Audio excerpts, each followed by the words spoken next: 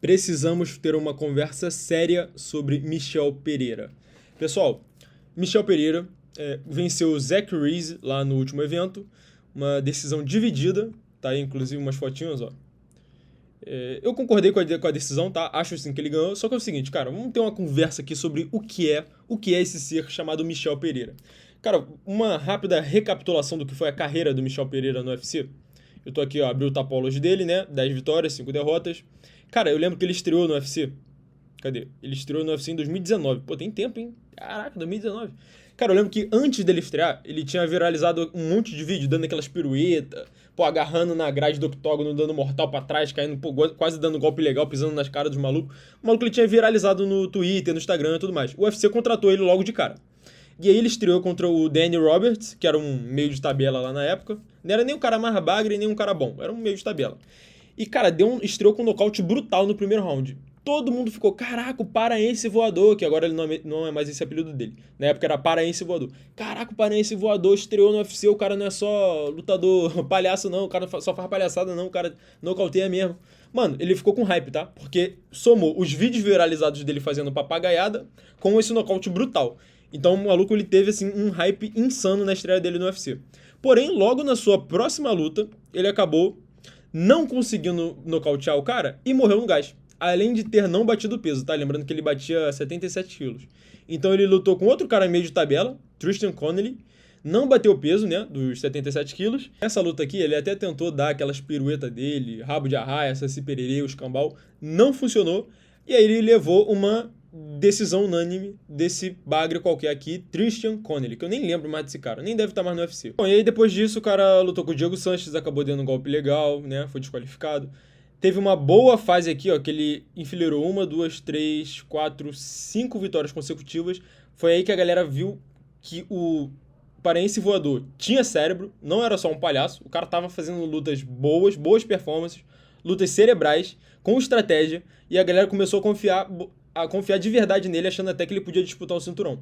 E aí o UFC casou ele contra o Stephen Thompson, o Stephen Wonderboy Thompson, que era assim a luta perfeita pro Michel Pereira naquela época. Porque o Stephen Thompson era o cara ranqueado, era o ranqueado mais acessível, mais velho, era um striker, né? Não ia propor um jogo de grappling pra ele, um jogo tão exaustivo. E, cara, a real é que o paraense voador tinha totais chances de nocautear o Stephen Thompson ou até mesmo finalizar nessa luta aí. Porém, o que o cara fez? Não bateu o peso e a luta caiu. O Stephen Thompson não aceitou lutar com ele, mesmo recebendo mais, né?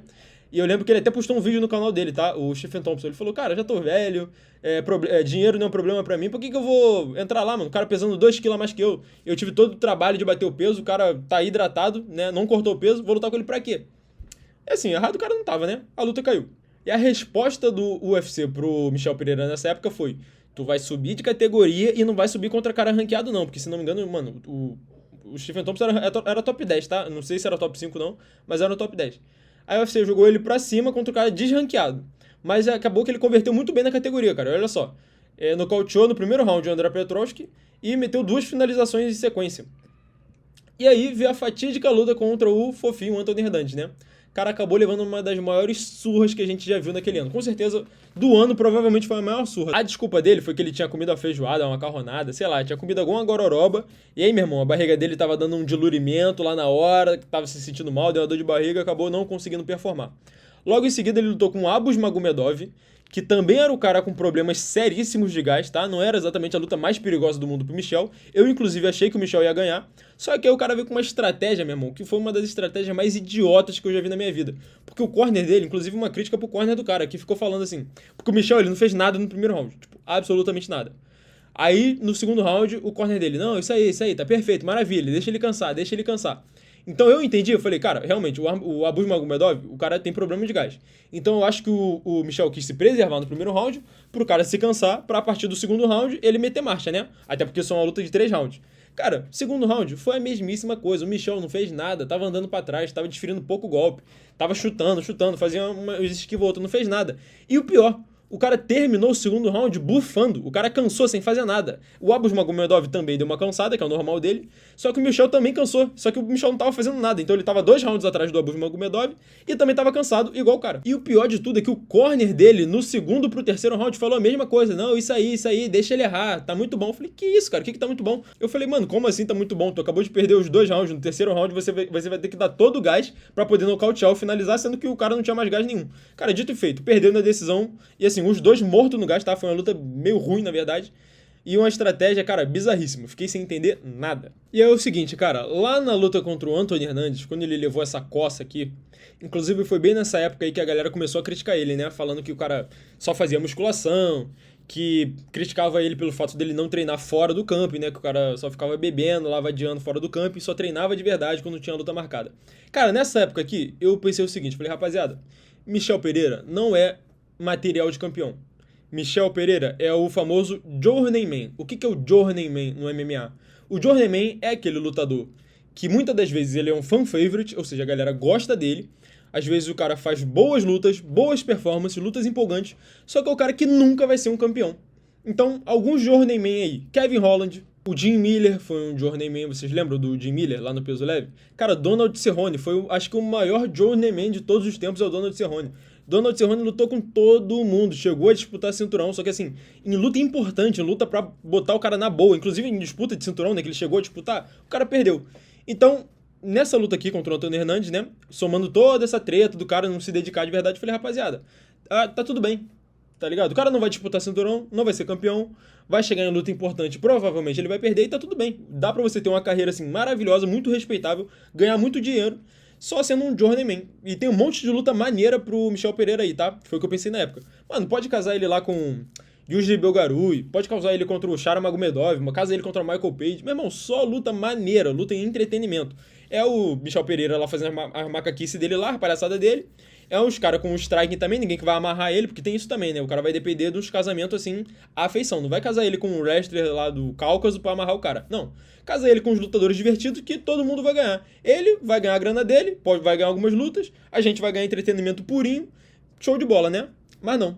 Porque assim, o UFC resolveu casar o Michel Pereira contra esse maluco aqui, ó, Zach Reese, cara totalmente inexpressivo, anônimo, completo. E eu entendo, tá? Porque assim, o cara vindo de 3 derrotas consecutivas, pô, vamos casar ele contra Michael Page, contra Shara Magomedov, que, pô, são lutas perigosas? Não, né?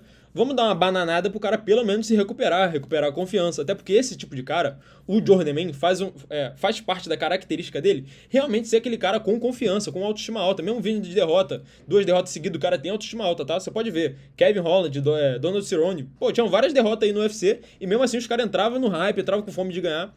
Então, assim, vamos dar uma luta melhorzinha pra ele fazer o nome dele. E aí a gente casa ele com, né, uns lutadores mais divertidos, consequentemente mais perigosos também. Só que alguém esqueceu de avisar pro Michel Pereira, rapaziada, porque essa performance dele contra o Zach Reese, cara, eu realmente não sei o que esperar do futuro do Michel Pereira. Porque assim, rapaziada, não é nem a questão da derrota pela derrota. Porque existem derrotas e derrotas, né? Existe aquela derrota que o cara perdeu no mínimo detalhe, tem aquela derrota que o cara lutou muito bem, sei lá, foi garfado.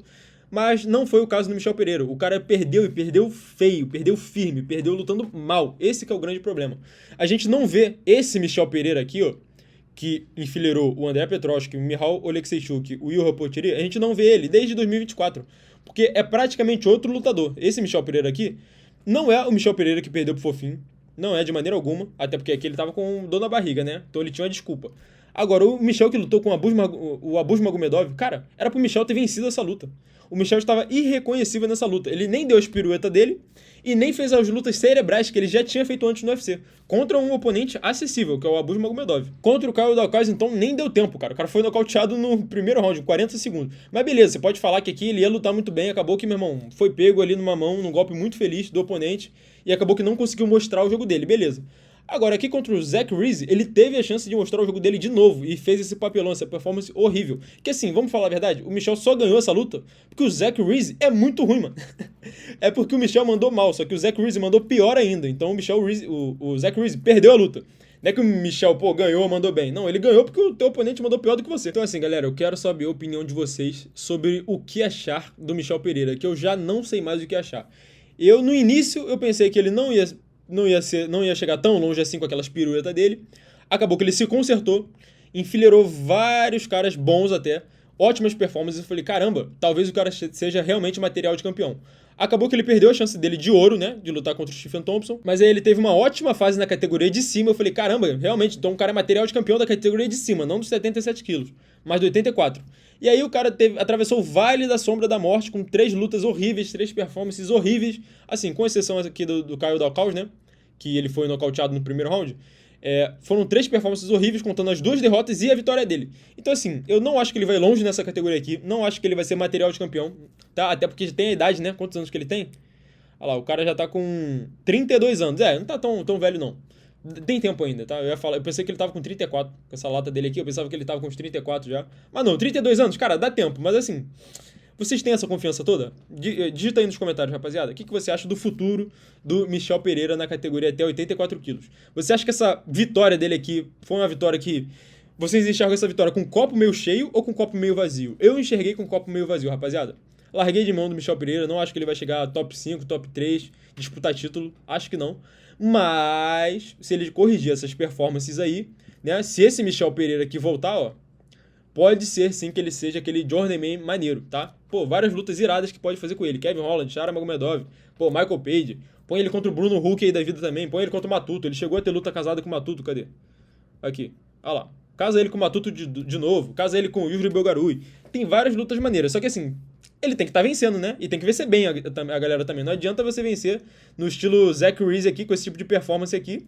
Que, meu irmão, se ele for lutar com um Matuto desse jeito, o cara vai ser trauletado. Se ele lutar dessa forma aqui contra um Yuri Belgarui da vida, vai ser trauletado. Mas é isso aí, rapaziada. Essa foi a minha opinião. Deixa a sua aqui nos comentários. Mais uma vez, deixe seu like nesse vídeo. Se inscreve aqui no meu canal. Valeu, falou e até mais.